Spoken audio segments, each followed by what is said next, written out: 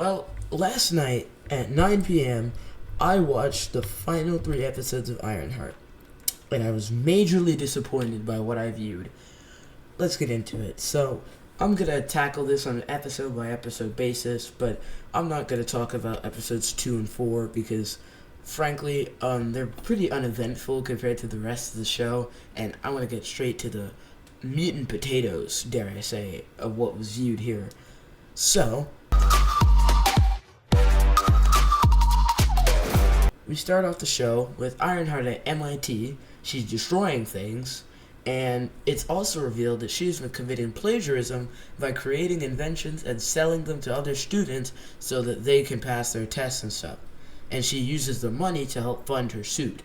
So, naturally, MIT kicks her out, and during the hearing with the dean and her teacher, she's talking about, you want me to be small, which is a crazy thing to say to the dean of MIT, which is one of the most prestigious schools in the world.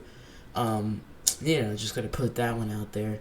So, Riri leaves, and as she's exiting the building, don't you know she starts stealing the property of MIT and shoving random tech items into her pocket. And of course, the security guards who are supposed to escort her out of the building don't do their sole job of escorting her out. They go out to have a side conversation, and literally right behind them, Riri starts equipping her suit. Oh my god, you had one job. And then immediately flies the coop. But, she uses her school ID for the suit, and the suit is literally made by MIT with their money. So naturally, when her account gets terminated because she's no longer a student at the school, the suit shuts down, which is a pretty dangerous thing to do because Riri was mid-flight, and the suit just fell off her. She could have died, and that looks pretty bad for MIT, but I digress. So Riri is out of a suit, out of money, and out of luck. You're broke. So she runs into these unsavory fellows led by Parker Robbins, who is the Hood. He has this magical cloak that's pretty much corrupting him, and they don't know the origin of it, which we'll get to later. So that's the meat and potatoes of episode 1. Oh, and Riri built a suit with house appliances somehow, which is really dumb because she's used a Farberware and light circuits to create a whole Iron Man suit. You mean my pots and my pans and my stove? So, the gang is about to have a heist on this company called Heirloom, and the goal of this heist is to get themselves signed into the company and become shareholders, and then they get money and, be rich. So, Riri's suit is necessary for them to pull off the job, but because there's metal involved, metal detectors inside these greenhouses, she is not allowed to use it inside and she can't get too close. But Riri wants to get the cloak from Parker. She knows she can't get the whole thing, so her goal is to get a piece of it, which is so stupid because in episode 5, I believe, we see Parker taking an ice bath and he leaves the cloak by his side. So my point is, he's not that attached to the thing. So I doubt there wasn't a moment where Parker left and got up or something, and you couldn't have just covertly gotten a piece of the cloak. But of all the times to do it, she picked during an active mission, while all their lives are in danger. So she crawls through the vents, and she gets to Parker, and where he's standing are these grates and a railing. So, for some reason, he looks to stand right next to the railing when this guy, who's obviously antagonizing him, could just push him off, which is an interesting choice. But she begins lasering off the cloak. Now, remember the metal detectors? They're incredibly sensitive, and if triggered, they begin pumping carbon dioxide into the greenhouses where her gang is actually at as she's doing this. And if that happens within minutes, they will die due to lack of oxygen. So she goes to this fellow named Joe McGillicuddy, who we later find out is Ezekiel Stade, and she gets these prototypes. Not only does she basically blackmail and extort him to get into his bunker. I mean that not only do I know that you're blackmailing me, an ugly word, but the only appropriate one. And he kind of breaks down crying. I actually feel bad for the guy.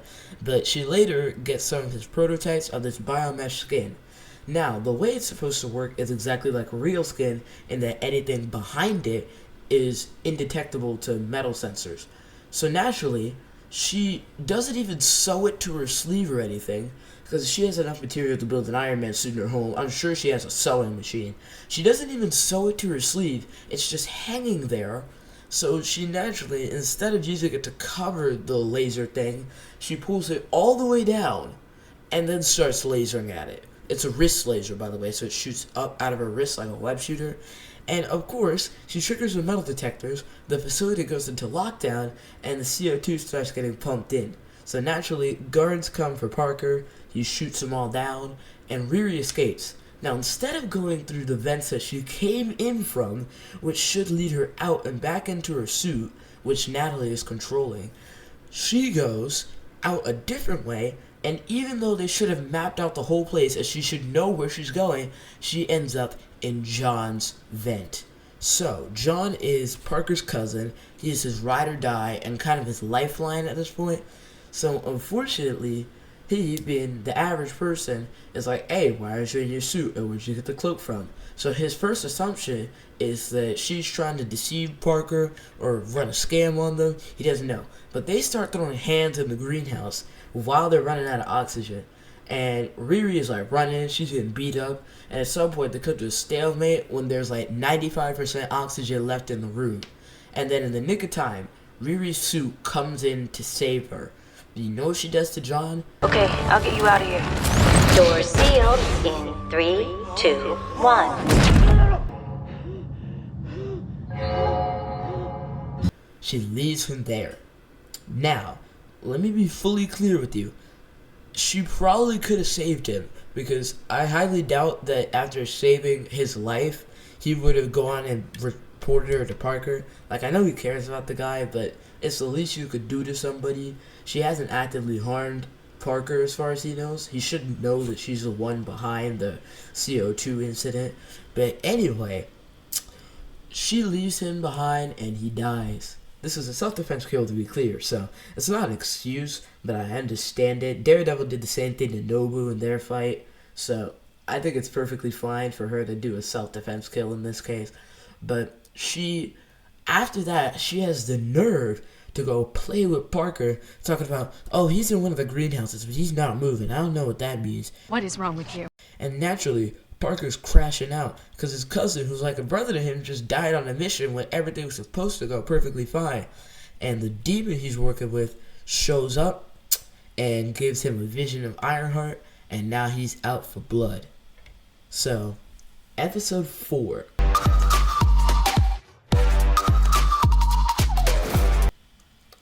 I'm going to talk about it a little bit. For most of the episode, Parker just kind of stares at Riri, and then at the end, he kind of starts talking to her again. And Ezekiel's in jail. He's been framed for the heirloom heist. So let's get to that.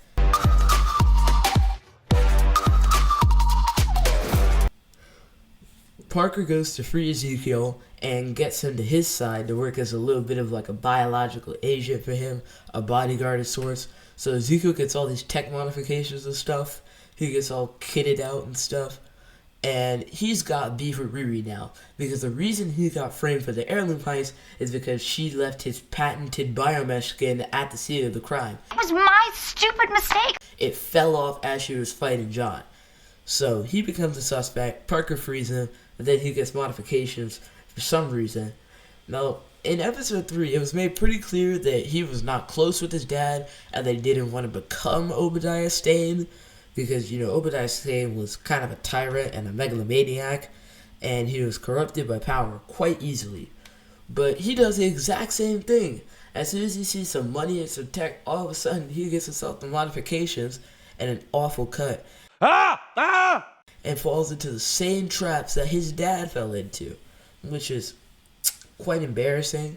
But it could have been a nice storyline to explore, in the sense that, oh, well, look what he's done. In the effort to not be like his dad, he's retreaded the same ground that he left off on.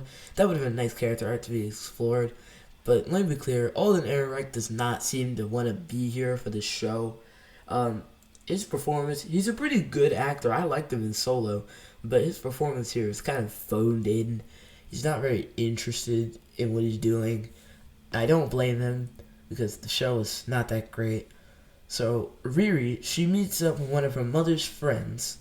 This lady named Zelma. Her mother's friend's daughter is a girl named Zelma, and she's like Doctor Strange, magic, witchcraft, arts. So she begins to help Riri make a new suit imbued with magic so she can actually fight Parker. Which is interesting because Riri, as a tech person, should be anti-magic. Don't know where she adopted that stance from. And also, she lies to her mother and treats her like crap, man. Like, she actually, like her mom would say, I'm worried about you, you're sneaking out late at night. Ever since you got this job, you've been so secretive. Are you alright? I want to care for you. And Riri's like, nope. And that's the same way she talks to her AI. So Natalie, I forgot to mention this at the beginning, but she makes an AI for her new suit, a little bit of a Jarvis for her. And the AI is copied off of her brainwaves, but she starts thinking about her deceased friend Natalie, who died to gun violence, and she comes back to life as an AI, and she treats her like crap throughout the whole series up until episode 5, when she suddenly cares about her. She's really a bully to Natalie, especially because Natalie has done nothing wrong. She didn't ask to be created.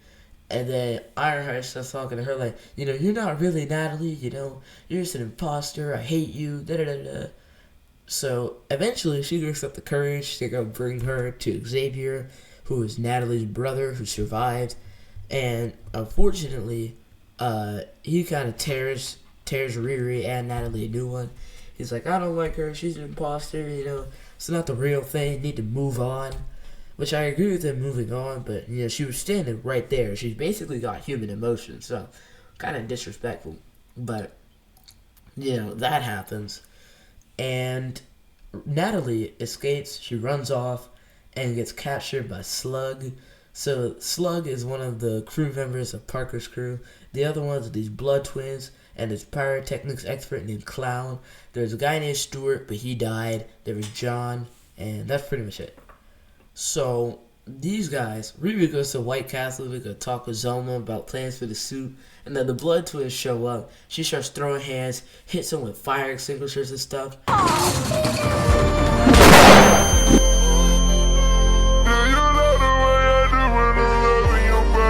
Just all sorts of tricks.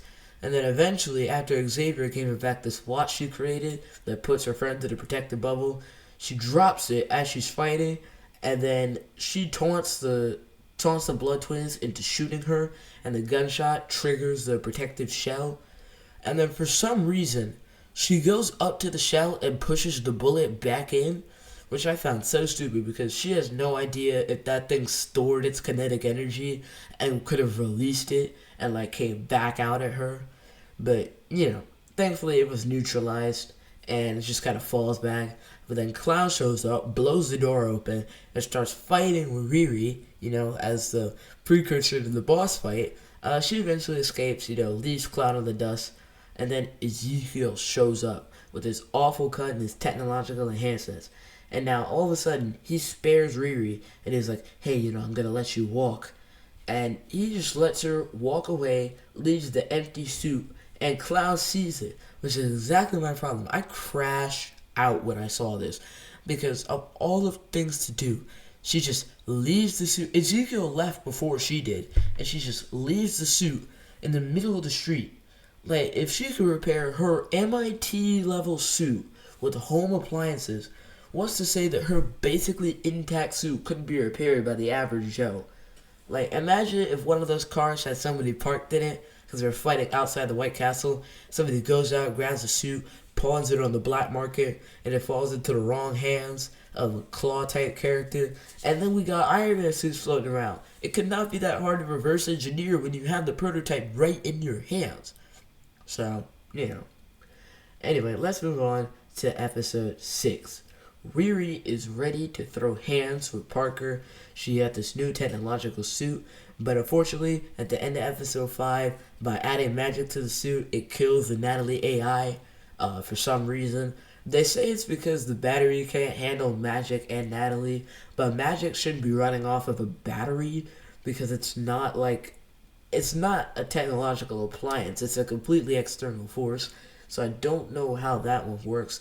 But nevertheless, Natalie is gone. The AI, let me specify, the AI. So Ezekiel shows up, actually Riri goes to hunt him. Parker has gained control of his technological enhancements and is used to him as a sort of enforcer to do his dirty work. He goes back and he takes control of his father's estate. So his father is a pretty awful guy, kicked him out the house at 12, and he doesn't even seem to care. He's just like, well, I didn't want you. So naturally, he kicks him off the metaphorical throne and takes his place. Riri shows up, she goes back to the hideout in the pizza shop, and she fights Ezekiel for one thing.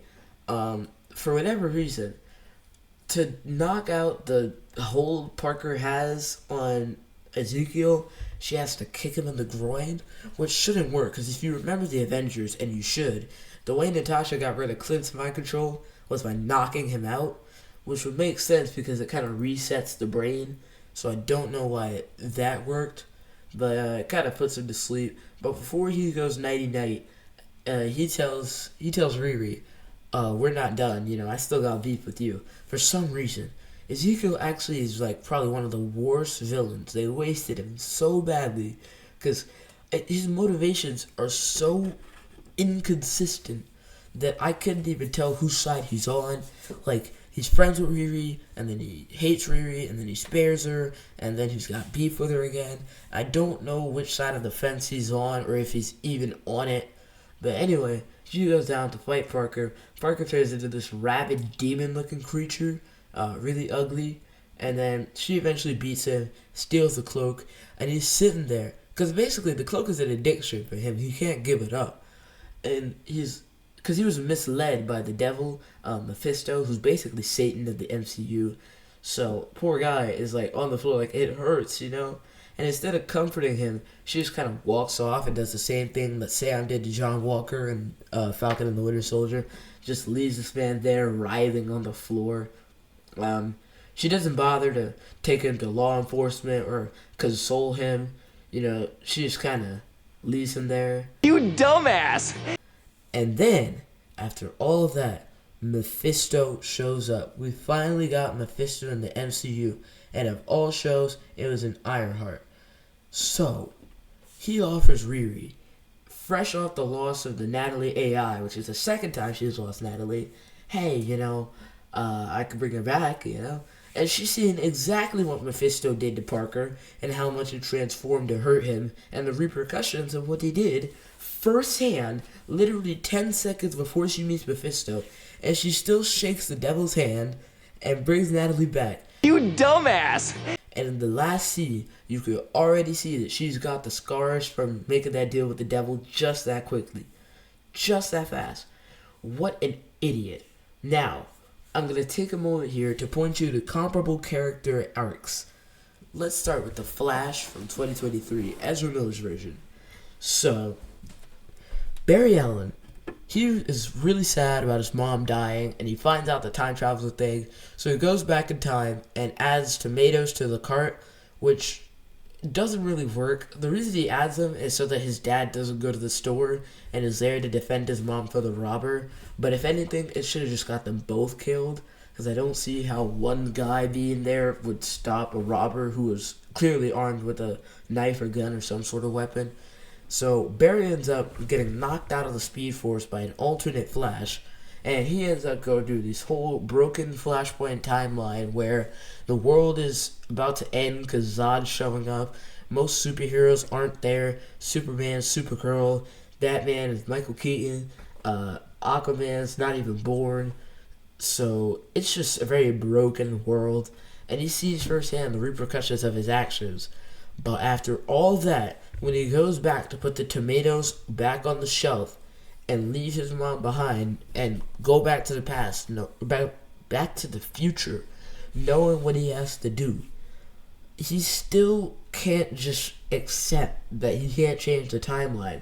So he goes to move the tomatoes to the top shelf so that his dad looks up at the security camera and they could use that as evidence in his trial to get him acquitted. After all that he went through, he did not learn his lesson. All that, and then he messes up the timeline again, and then Batman turns into George Clooney for some reason. And we never really explored that one because the next movies to follow that one out were Blue Beetle and Aquaman, and neither of those veered into that territory. And then the DCEU ended, so it wasn't really a plot line that was ever followed up on. But my point is, he messed up the timeline, and he knew the repercussions of it before he did it, and still did it. Now, our second case is going to be for the Ahsoka show with Sabine. Now, Sabine was friends with Ezra for about 4 years, and then he sacrificed himself to take down Grand Admiral Thrawn, who is one of the galaxy's greatest forces, and quite an evil guy.